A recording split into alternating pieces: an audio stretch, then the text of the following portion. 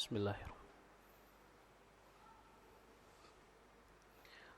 Uhayyikum bittahiyyatil Islam, awwaluha assalam wa awsatuha ar-rahmah wa akhiruha barakah. Assalamualaikum warahmatullahi wabarakatuh. Alhamdulillahilladzi anzala as-sakinata fi qulubil mu'minin liyazdadu imanan ma'a imanihim. Asyhadu an la ilaha illallah wa asyhadu anna Muhammadan abduhu wa rasuluhu la nabiyya ba'dah. Qala Allah ta'ala fi kitabihil karim, ya ayyuhalladzina amanu taqullaha wal tanzur nafsum ma qaddamat ligad wattaqullaha innallaha khabirum bima ta'malun. Allahumma fariqal furqan wa munzilal Qur'an bil hikmati wal bayan, barikillahumma fi syahri Ramadan. Hadirin jamaah salat Isya dan Tarawih Masjid Baitul Hakam yang dirahmati Allah Subhanahu wa taala. Alhamdulillah kita senantiasa diberikan kesempatan oleh Allah Subhanahu wa taala duduk kembali di masjid ini dalam rangka beribadah kepada Allah Subhanahu wa taala. Tentu apa yang diberikan Allah Subhanahu wa taala ini adalah titipan yang akan kita pertanggungjawabkan di hadapan Allah kelak. Harta dan kemampuan, pangkat dan kedudukan, ilmu dan keahlian itu semua diberikan untuk memakmurkan bumi Allah Subhanahu wa taala ini. Jamaah Masjid Baitul Hakam yang dirahmati Allah Subhanahu wa taala. Pada kesempatan kali ini ada satu surah yang mungkin menjadi refleksi kita pada tarawih di Jumat pekan terakhir di bulan Ramadan ini. Mungkin semua sudah menghafal surat ini. A'udzubillahi minasyaitonirrajim. Bismillahirrahmanirrahim. Al-Qari'ah.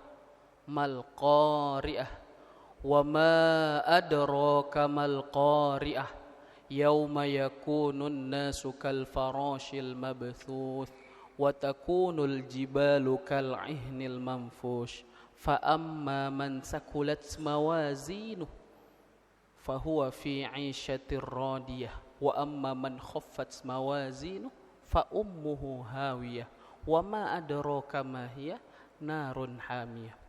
Shadaqallahul azim.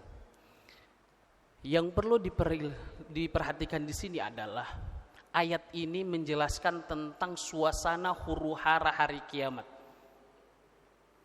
Bagaimana pada saat itu suasana sangat mencengkam. Gunung-gunung berterbangan, meledak menjadi butiran-butiran debu. Manusia seperti kapas yang bertebarangan. Artinya apa? Kita terlalu lemah di hadapan Allah Subhanahu wa taala. Jika sampai malam ini Ramadan belum mampu mengubah diri kita, maka terlalu mudah bagi Allah Subhanahu wa taala untuk memaksa kita bertobat kembali kepada Allah Subhanahu wa taala.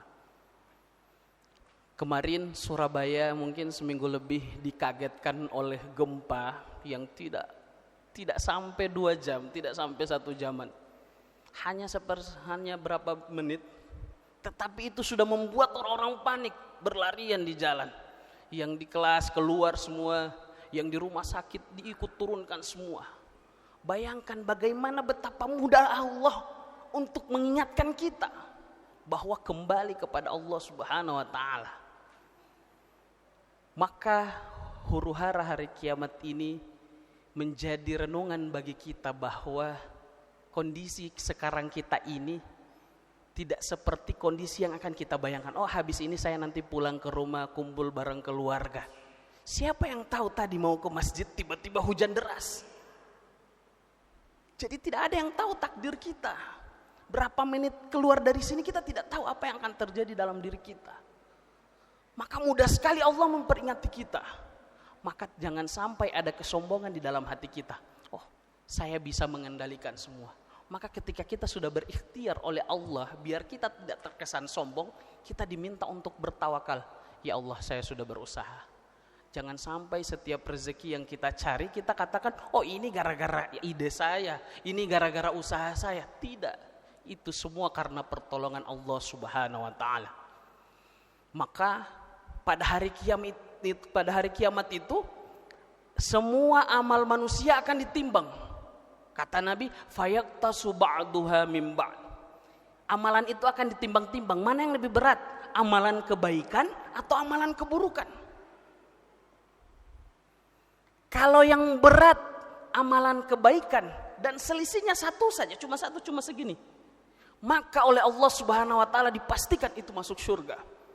Tetapi kalau selisihnya satu pada timbangan keburukan, maka dipastikan dia masuk ke dalam neraka. Nauzubillahi min dzalik.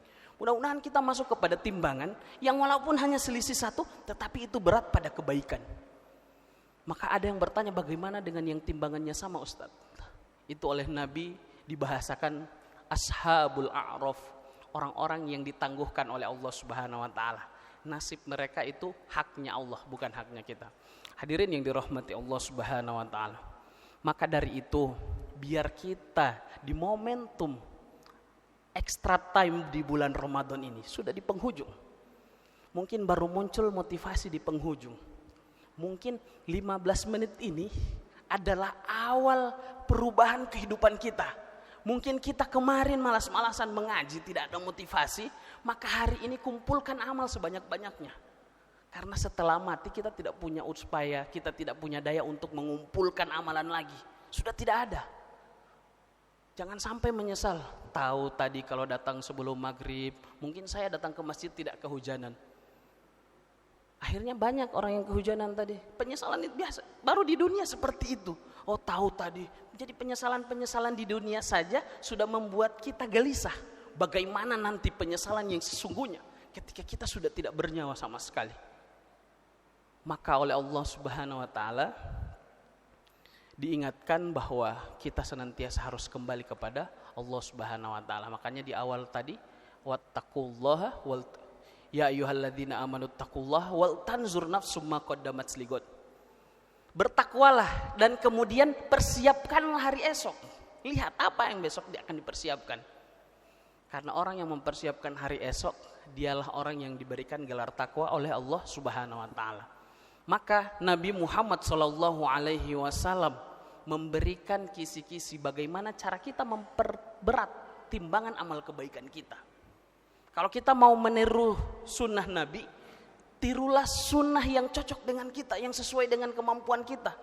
Mungkin Nabi sholat tahajudnya semalam kita tidak bisa tiru karena bisa berlebih dari 5 juz, bisa dari separuh Al-Quran. Sahabat yang sholat di belakang mengira Nabi baca hanya sampai Al-Baqarah, ternyata lanjut Al-Imran, ternyata lanjut An-Nisa. Kita tidak bisa meniru tahajud Nabi. Kita juga tidak bisa meniru cara kepemimpinan Nabi. Kita susah meniru cara gaya berperang Nabi karena tidak relevan dengan kita. Kita akan susah meniru itu. Tetapi ada satu sunnah Nabi yang bisa kita tiru. Apa itu? Akhlak Nabi yang satu ini bisa kita tiru, yaitu cara istighfar Nabi, gaya istighfar Nabi. Dari hadis yang diriwayatkan oleh Imam Bukhari, Rasulullah sallallahu alaihi wasallam bersabda, "Astaghfiru wa atubu ilaih fil yaum 70 marrah." Aku beristighfar kepada Allah, aku bertobat kepada Allah dalam satu hari itu sebanyak 70 kali. Di hadis yang lain dijelaskan 100 kali, mi'ata marrah di dalam hadis riwayat Muslim. Nabi memberikan kisi-kisi, mau ambil yang 70 atau mau ambil yang 100. Istighfar Nabi kita bisa tiru. Astagfirullah, astagfirullah, astagfirullah. Nabi saja yang mulia sudah dijamin untuk masuk surga, tetapi Nabi masih senantiasa beristighfar kepada Allah. Nabi ingin mengatakan kepada kita, kita yang penuh dosa pun ini bisa mendapatkan cinta Allah. Caranya apa? Istighfar kepada Allah Subhanahu wa taala. Maka agar istighfar kita tidak hanya membibir saja, hanya astagfirullah, astagfirullah. Hadirkan hati di situ. Hadirkan motivasi apa yang membuat kita harus beristighfar. Astaghfirullah ya Allah, apakah sholat saya tadi khusyuk? Astaghfirullah ya Allah, apakah rezeki yang masuk ke dalam diri ini halal? Astaghfirullah ya Allah, apakah infak yang masuk kepada keluarga saya, apakah nafkah yang telah saya berikan kepada keluarga saya sepenuhnya halal? Ya Allah, astaghfirullah. Kalau masih ada yang haram ya Allah, ampuni ya Allah. Saya tidak berdaya ya Allah. Akui ketidakberdayaan kita di hadapan Allah Subhanahu wa taala. Hadirin yang dirahmati Allah Subhanahu wa taala. Maka Nabi sebenarnya ingin memberitahu kita bahwa boleh kita meminta apa saja kepada Allah, minta kesehatan, minta panjang umur, minta diberikan keberkahan, minta diberikan kenaikan pangkat, kedudukan dan lain-lain, bisa. Tetapi jangan sampai kita terlalu maksimal meminta kepada Allah, tetapi minimal untuk istighfar. Permintaan maksimalis, istighfarnya minimalis. Maka yang harus kita lakukan adalah membaliknya. Istighfar kita perbanyak dulu, baru kita minta kepada Allah Subhanahu wa taala. Silakan minta apa saja, tetapi didahulukan dengan istighfar. Mungkin yang sedikit ini semoga bermanfaat. Lebih dari kurangnya saya mohon maaf. Wallahul musta'an. Assalamualaikum warahmatullahi wabarakatuh.